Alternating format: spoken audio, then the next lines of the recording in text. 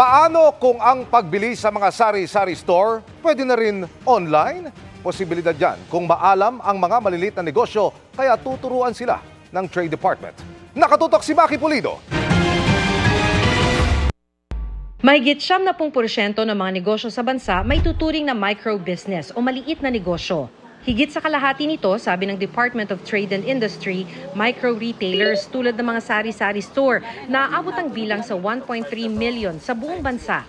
Malaking bagay ang kita mula sa sari-sari store na pangbuhay sa pamilya ni Kaloy. Nakatulong, sobra. Tuition, mga pambayad ng bills. Para madagdagan ang kaalaman ng mga sari-sari store owner, naglunsad ang DTI ng programang Tindahan Mo, I-Level Up Mo.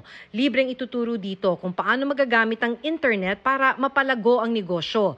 Gagawin ito kada huling Miyerkules ng buwan, 9 to 10:30 a.m. May live streaming sa social media pages ng DTI.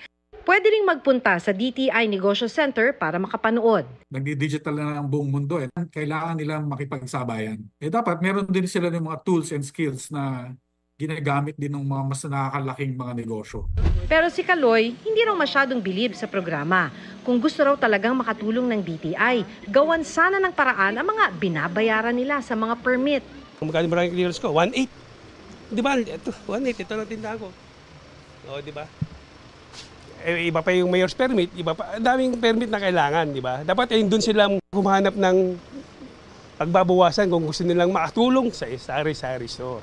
Sabi ng DTI, kung irerehistro sa kanila ang sari-sari store, bukod sa may pautang para sa dagdag na puhunan, may mga paraan para ma-exempt mula sa mga bayarin sa mga permit. Ang kailangan lang gawin, magrehistro online sa DTI website o kaya magpunta sa Negosyo Center. Para sa GMA Integrated News, Maki Pulido, nakatutok, 24 oras.